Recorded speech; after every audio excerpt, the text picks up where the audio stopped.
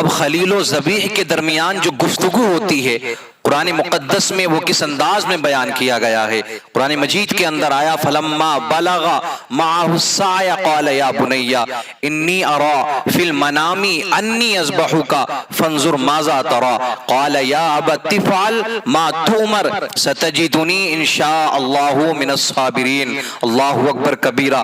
کیسا وہ منظر ہوگا کہ جب ایک باپ اپنے بیٹے سے کہہ رہا ہے اے بیٹے میں نے یہ خواب دیکھا ہے کہ میں تجھے ذبح کر رہا ہوں، بیٹے یہ بتا اس میں تیری کیا رائے ہے، تیرا اس میں کیا مشورہ ہے، تو کیا کہنا چاہتا ہے؟ میرے عزیزو یہ باپ کون ہے؟ اللہ کے خلیل حضرت ابراہیم خلیل اللہ علیہ الصلاۃ والتسلیم ہے، کیونکہ نبی نے خواب دیکھا تھا تو یہ رب کا حکم تھا، اور نبی کے جو خواب ہوا کرتے ہیں، نبیوں کے جو خواب ہوا کرتے ہیں وہ اللہ کی طرف سے وحی ہوا کرتی ہے، اللہ کا حکم ہوا کرتا ہے۔ جب باپ نے کہا نا بیٹے سے بیٹے خواب دیکھا ہے کہ تجھے ذبح کر رہا ہوں، یہ بتا تیری کیا رائے ہے؟ میرے عزیز بیٹا بھی کتنے برس کا ہے؟ ایک روایت میں آتا ہے اس وقت میں حضرت اسماعیل ذبیح اللہ علیہ الصلاۃ والتسلیم کی عمر صرف 7 برس کی ہے۔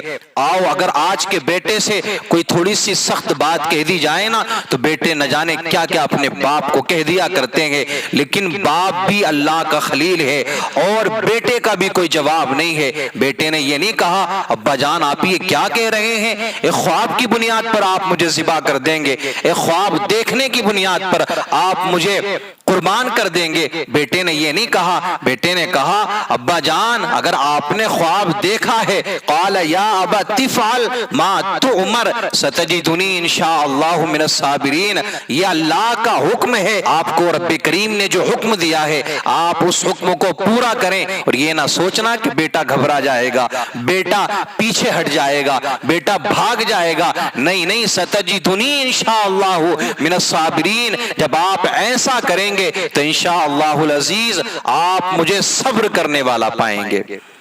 دیکھیں بیٹے کا بھی کوئی جواب نہیں، باپ کا بھی کوئی جواب نہیں، ابھی گفتگو چل رہی ہے باپ اور بیٹے کے درمیان میں، اتنے میں حضرت اسماعیل علیہ الصلاۃ والتسلیم اپنے ابا جان سے فرماتے ہیں ابا جان ذبح کرنے سے پہلے آپ میری 3 وصیت سن لیجئے، آپ میری ان 3 باتوں کو مان لینا، اس کے بعد میں مجھے ذبح کرنا۔ حضرت ابراہیم خلیل اللہ علیہ الصلاۃ والتسلیم فرماتے بیٹے بتا تیری خواہش کیا ہے، کیا تیری وصیت ہے، کیا تو کہنا چاہتا ہے؟ دیکھیں بیٹے نے وصیت بھی کون سی کی، حضرت اسماعیل نے کون سی آخری خواہشیں اپنے والد گرامی حضرت ابراہیم کے سامنے رکھی۔ حضرت اسماعیل علیہ السلام نے اس وقت میں 3 وصیت فرمائی تھی۔ پہلی وصیت یہ تھی، حضرت اسماعیل عرض کرتے ہیں ابا جان آپ میرے ہاتھ اور پاؤں کو رسی سے باندھ دینا، کہیں ایسا نہ ہو کہ آپ میرے گلے پر چھری چلائیں اور میں تڑپوں تو آپ سے وہ تڑپنا نہ دیکھا جائے اور آپ کو رحم آ جائے۔ اے ابا جان میری دوسری وصیت یہ ہے کہ آپ مجھے منہ کے بل لٹانا، کہیں ایسا نہ ہو کہ آپ مجھے سیدھا لٹائیں گے، پیٹھ کے بل آپ مجھے لٹائیں گے، آپ اپنی نگاہوں سے میرے چہرے کو دیکھیں گے، کہیں ایسا نہ ہو کہ آپ اپنے عمل کو پورا نہ کرنے پائیں اور آپ کو رحم آ جائے اور آپ اللہ کے حکم سے دور ہو جائیں۔ اے ابا جان آپ مجھے چہرے کے بل لٹانا، اس کے بعد میں آپ اس عمل کو کرنا۔ تیسری وصیت حضرت اسماعیل علیہ الصلاۃ والتسلیم نے اپنے والد گرامی حضرت ابراہیم خلیل اللہ علیہ الصلاۃ والتسلیم سے یہ کی تھی۔ آپ عرض کرتے ہیں اے ابا جان میری تیسری اور آخری وصیت یہ ہے، آپ جو مجھے ذبح کریں گے میرے ذبح کرنے کی خبر میری ماں کو نہ بتانا، میری ماں کا رو رو کے برا حال ہو جائے گا، میری ماں اس چیز کو برداشت نہیں کر پائے گی۔ اے ابا جان میری اس خبر کو آپ میری ماں تک نہ پہنچانا۔ یہ تینوں وصیت کرنے کے بعد میں حضرت ابراہیم خلیل اللہ علیہ الصلاۃ والتسلیم نے اپنے بیٹے کی باتوں کو مانتے ہوئے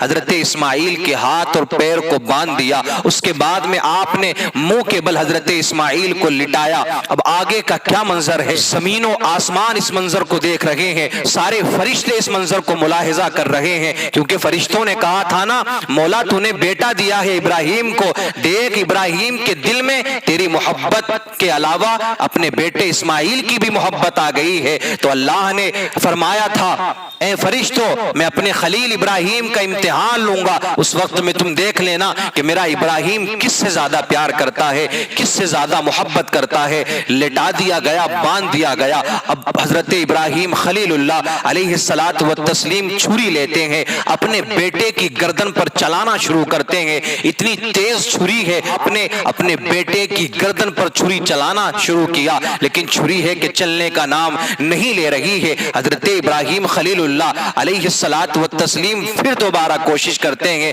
چھری نے پھر چلنے سے انکار کر دیا۔ پھر حضرت ابراہیم خلیل اللہ علیہ الصلاۃ والتسلیم اس چھری کو اپنے بیٹے حضرت اسماعیل کی گردن پر چلاتے ہیں، لیکن چھری ہے کہ گردن کٹنا تو دور کی بات، ایک بال بھی وہ باقا نہ کر سکی۔ حضرت ابراہیم رونے لگ جاتے ہیں، ساتھ میں آپ کے صاحبزادے حضرت اسماعیل بھی روتے ہیں، رب کی بارگاہ میں عرض کرتے ہیں مولا کیا تجھے ہماری قربانی قبول نہیں ہے؟ اللہ تو ہماری قربانی کو کیوں قبول نہیں فرما رہا ہے؟ پھر حضرت ابراہیم خلیل اللہ علیہ الصلاۃ والتسلیم اپنے بیٹے کو لٹاتے ہیں حضرت اسماعیل کو، پھر آپ نے چھری چلانی چاہیے، لیکن چھری نے کاٹنے سے انکار کر دیا۔ آپ اس چھری کو ایک پتھر پر مارتے ہیں، روایت کے اندر آتا ہے کہ جیسے ہی اس چھری کو اس پتھر پر مارا کہ اس پتھر کے دو ٹکڑے ہو جاتے ہیں۔ آپ نے چھری سے کہا تھا اے چھری یہ تو بتا کہ تو کیوں میرے بیٹے کے گلے کو نہیں کاٹ رہی ہے؟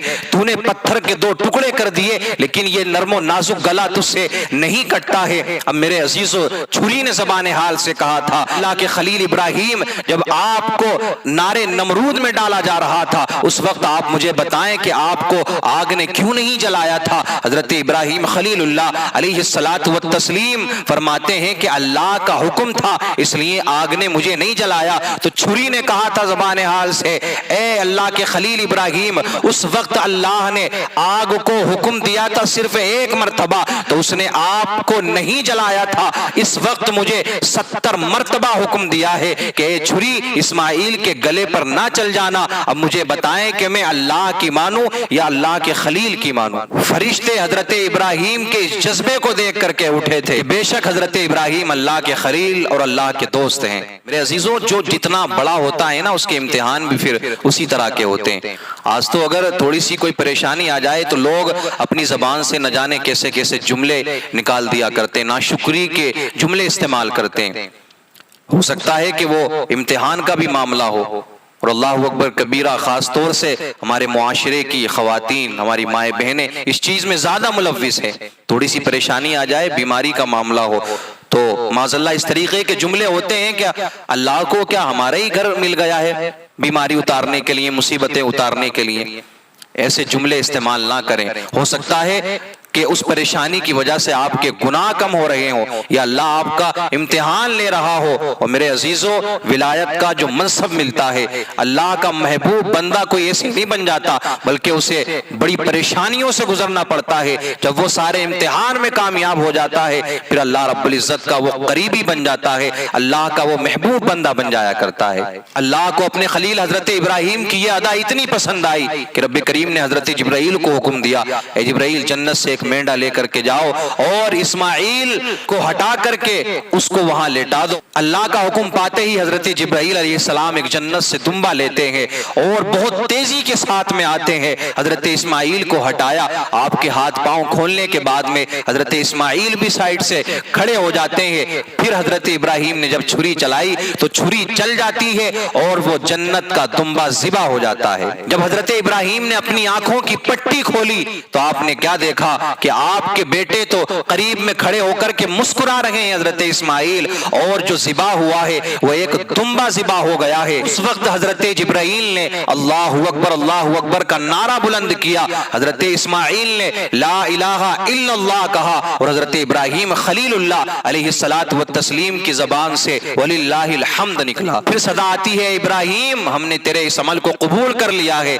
اور تیرے بیٹے اسماعیل کو بھی بچا لیا، اس کی جگہ دمبا ذبح وفا ہو گیا، اب یہ تیری سنت قیامت تک ادا ہوتی رہے گی۔ حضرت ابراہیم علیہ السلام کی اس قربانی کو رب کریم نے قرآن میں کچھ یوں ذکر فرمایا ہے، فلما اسلم وتلہ للجبین نادیناہ ان یا ابراہیم، جب ان دونوں نے ہمارے حکم پر گردن رکھی اور باپ نے بیٹے کو منہ کے بل لٹایا، اس وقت کا حال نہ پوچھ، اس وقت ہم نے ندا لگائی، اے ابراہیم قد صدقت الرؤیا انا کذالک نجزی المحسنین ان ھذا لہو البلاء المبین وفدیناہ بذبح عظیم وترکنا علیہ فی الآخرین سلام علی ابراہیم۔ اے ابراہیم بے شک تو نے خواب سچ کر دکھایا اور ہم ایسا ہی صلہ دیتے ہیں نیکوں کو، بے شک یہ روشن جانچ تھی اور ہم نے ایک بڑا ذبیحہ اس کے فدیے میں دے کر اسے بچا لیا، ہم نے پچھلوں میں اس کی تعریف باقی رکھی، سلام علی ابراہیم، ابراہیم پر سلام ہو۔ تو میرے عزیزو، قربانی کرنا یہ حضرت ابراہیم خلیل اللہ علیہ الصلاۃ والتسلیم کی سنت ہے،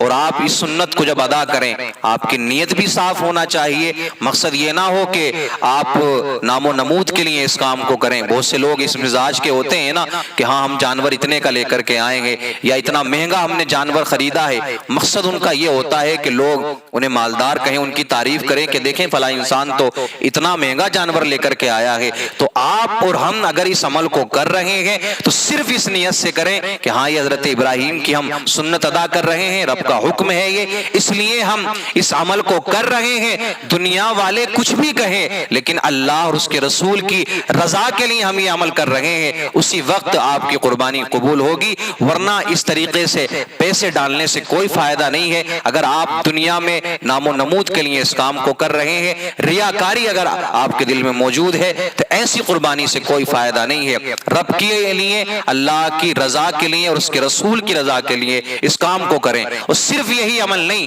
بلکہ آپ دنیا میں کوئی بھی عمل کرتے ہیں، دنیا میں کوئی بھی نیک کام اگر آپ کرتے ہیں تو آپ کی نیت یہی ہونا چاہیے کہ مجھے دنیا والوں سے کوئی مطلب نہیں ہے، میں تو اس عمل کو اس لیے کر رہا ہوں کہ اللہ راضی ہو جائے اور اس کا رسول راضی ہو جائے۔